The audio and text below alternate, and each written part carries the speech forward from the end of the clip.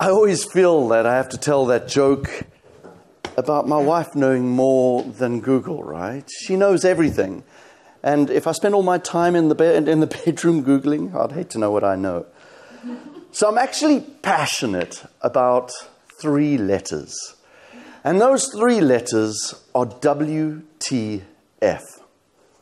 What's the future, ladies and gentlemen?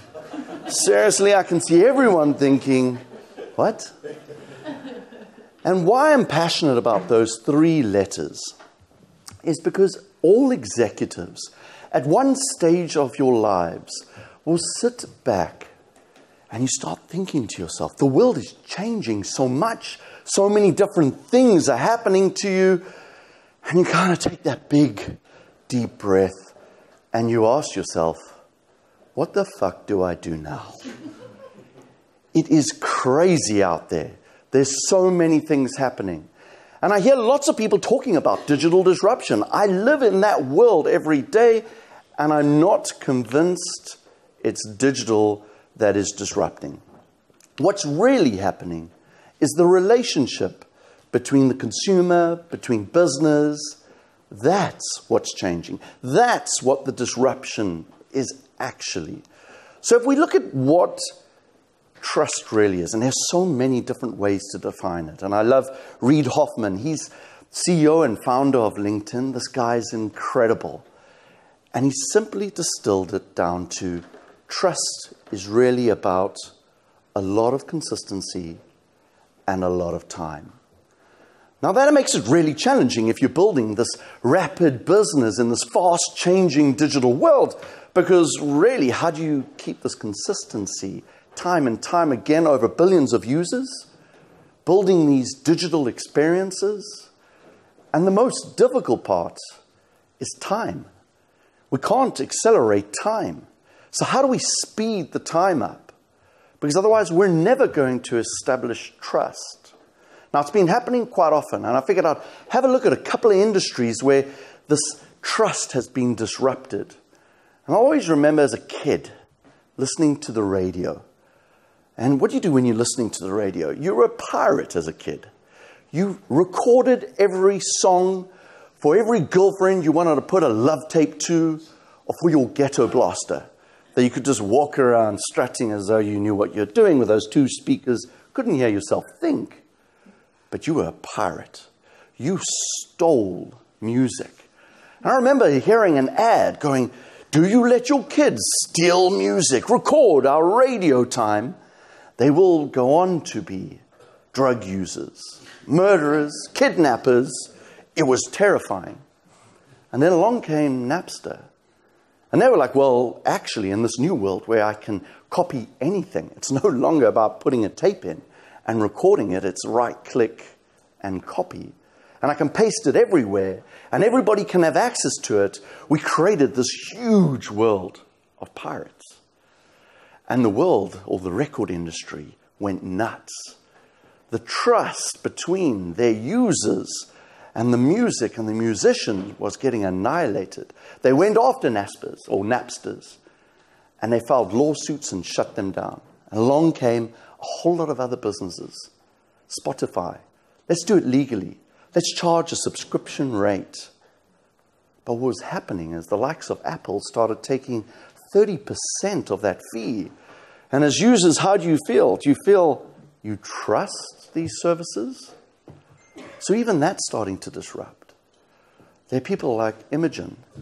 What she's doing is she's looking at building a blockchain to solve that. And the trust she's trying to solve is to say, I will tell you exactly where your money's going. I will store my songs on the blockchain, and you can see that 85% of that revenue is going to come to me. 14% of it's going to go to the distribution, to the publishers, and 1% will go to fund the blockchain. So she's starting to see that there's another wave of disruption of trust in her industry. And it doesn't stop there. We've all trust politicians, right? And I think back in the 70s, we really trusted them. How many people are really bought into a political side these days. But back in the 70s and 80s, everyone had a side and it was very clear what you stood for. And you had the likes of Margaret Thatcher disrupting industrial politics.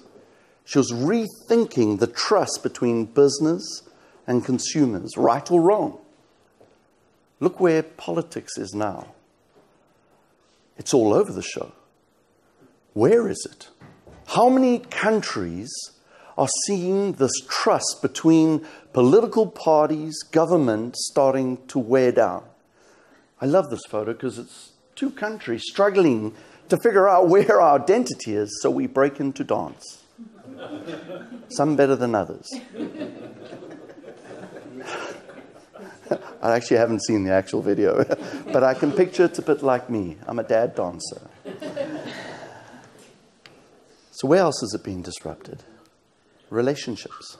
And I know you're all thinking, yeah, what I mean by this is the relationship between everybody and everything.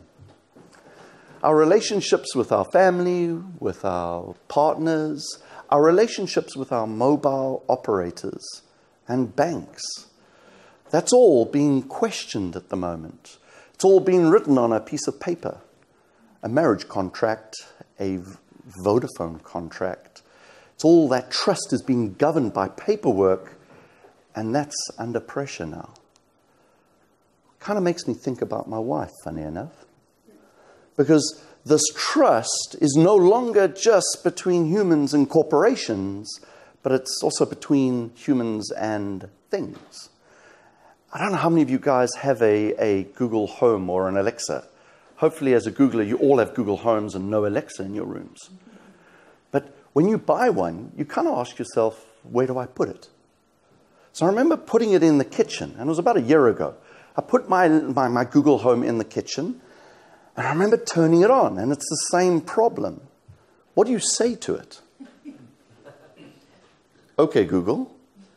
And I remember her saying to me, hello, Brett. Now the pressure's on. Because what do you say now? Well, how's my day? And she went, Brett, your day's busy. You have XXX in the diary. You best get going because you're going to miss the first meeting. The traffic's full. It's this, it's that. The weather's amazing. The news is incredible. And it was amazing. And I was in love with OK Google. But there was a problem. My wife, she was kind of strutting around the room for 2 weeks, looking at this piece of technology until she came home from book club. Ladies, what happens in book club? Do you get book clubbed? Just a little bit. My wife does. Never picked up a book. But I remember she came home, she took out a selfie, started filming it, slightly book clubbed. And she said, I love my Google Home because, and she's casting literally things onto the TV, cast Kylie Minogue and all these amazing things. She's dancing. She posted on Facebook. And under there, I realized that even relationships are changing. Her relationship was now a bit sad for me. It said, I love Google Home. It's the only thing in my household that listens to me. So now what the fuck do we do? And there's a lot going on. I've been fortunate enough to work in a business that was all about trust in Google. Trust that you will get the knowledge that is relevant to you at that time. I've also got to work with a business that was kind of waning on trust, a bank, poor old Barclays, where I had to help them figure themselves out. And now I spend my time doing keynotes, helping organizations understand what it takes to transform, to become these trustworthy technology businesses. And it really hinges on three things. The first thing is understanding what doesn't change. I love this guy, Jeff Bezos.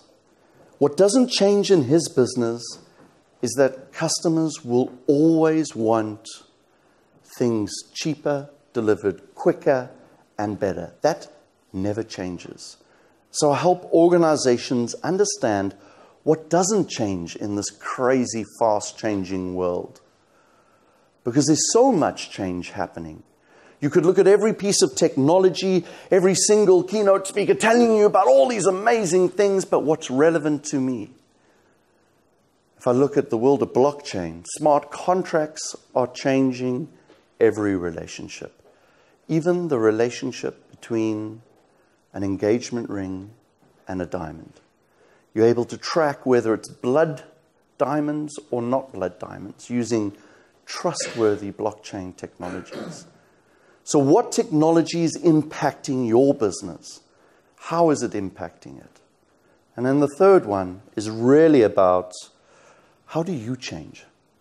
How do you transform your business with all of this fast, constant pace? I'm going to leave you with a further 3 tips.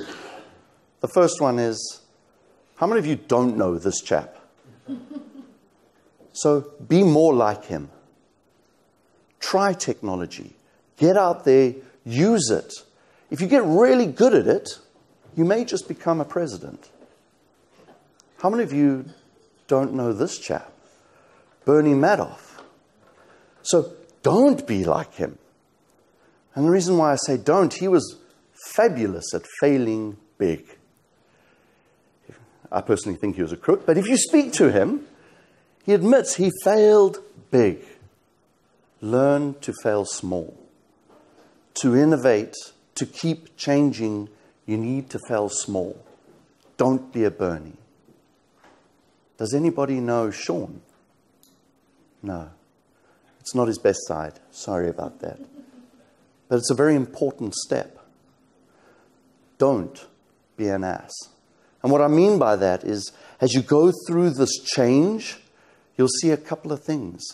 People will start saying the term, yes, but. Yes, but I can't do this. Yes, but I've got better things to do. Call yourselves out. Call your colleagues out. Call out the but people. So on that note, what is the future? The future is now. Trust me. Thank you.